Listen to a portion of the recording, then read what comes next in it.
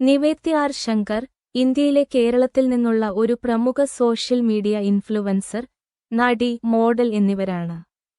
അവരുടെ ഊർജ്ജസ്വലമായ ഉള്ളടക്കത്തിനും വൻതോതിലുള്ള ഓൺലൈൻ ഫോളോവേഴ്സിനും പേരുകേട്ടവരാണ്.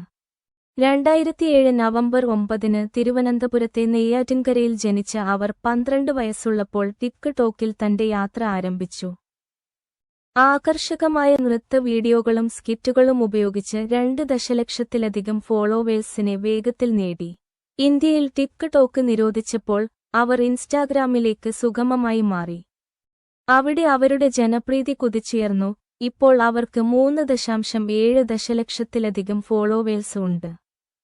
ഫാഷൻ, സൗന്ദര്യം, യാത്ര, ജീവിതശൈലി എന്നിവയുൾപ്പെടെയുള്ള അവരുടെ ഉള്ളടക്കം പലപ്പോഴും പ്രധാന ബ്രാൻഡുകളുമായുള്ള സഹകരണവും അവരുടെ വ്യക്തിജീവിതത്തിലേക്കുള്ള നേർക്കാഴ്ചകളും ഉൾക്കൊള്ളുന്നു.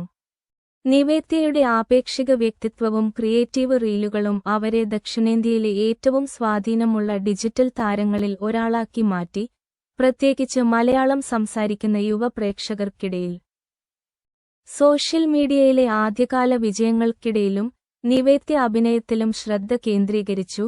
2021 ഓർമ്മയിൽ ഒരു പൊന്നോണനാൾ എന്ന മ്യൂസിക് വീഡിയോയിലൂടെയാണ് അവർ അരങ്ങേറ്റം കുറിച്ചത്. ടി.എസ്. സുരേഷ് ബാബു സംവിധാനം ചെയ്ത DNA 2024 എന്ന ചിത്രത്തിലൂടെ അജു വർഗീസ്, ഹണി റോസ് തുടങ്ങിയ പ്രശസ്ത അഭിനേതാക്കളോടൊപ്പം മലയാള സിനിമയിൽ അരങ്ങേറ്റം കുറിക്കാൻ ഒരുങ്ങുകയാണ് അവർ. സോഷ്യൽ മീഡിയയിൽ നിന്ന് സിനിമയിലേക്കുള്ള അവരുടെ ചുവടുവപ്പിന് പിന്നിൽ കുട്ടിക്കാലം മുതൽ നൃത്തത്തോടുള്ള അവരുടെ അഭിനിവേശവും ക്യാമറയ്ക്ക് മുന്നിലുള്ള സ്വാഭാവിക സുഖസൗകര്യങ്ങളുമുണ്ട്. നെയ്യാറ്റിൻകരയിലെ വിശ്വഭാരതി പബ്ലിക് സ്കൂളിൽ പഠിക്കുന്ന നിവേദ്യ തന്റെ വളർന്നുവരുന്ന വിനോദ ജീവിതത്തെ വിദ്യാഭ്യാസവുമായി സന്തുലിതമാക്കുന്നു. തന്റെ സൃഷ്ടിപരമായ പ്രവർത്തനങ്ങൾക്കൊപ്പം വിദ്യാഭ്യാസത്തിന്റെ പ്രാധാന്യവും അവർ ഊന്നിപ്പറയുന്നു. തന്റെ യുവ അനുയായികൾക്ക് ഒരു മാതൃകയായി പ്രവർത്തിക്കുന്നു. നിവേദ്യ ഒരു അടുത്ത ഹിന്ദു കുടുംബത്തിൽ നിന്നാണ് വരുന്നത്. അവളുടെ മാതാപിതാക്കളായ ശങ്കർ, രമ്യ ശങ്കർ, സഹോദരൻ സ്റ്റീവ് ജോസഫ് എന്നിവർ സോഷ്യൽ മീഡിയ പോസ്റ്റുകളിൽ പലപ്പോഴും പ്രത്യക്ഷപ്പെടാറുണ്ട്. അവരുടെ കുടുംബം അവരുടെ കരിയറിനെ പിന്തുണച്ചിട്ടുണ്ട്. അവരുടെ അമ്മ നൃത്തത്തോടുള്ള അവരുടെ ആദ്യകാല താൽപര്യത്തെ പ്രോത്സാഹിപ്പിക്കുകയും അവരുടെ പ്രകടനങ്ങൾ ചിത്രീകരിക്കുകയും ചെയ്തു.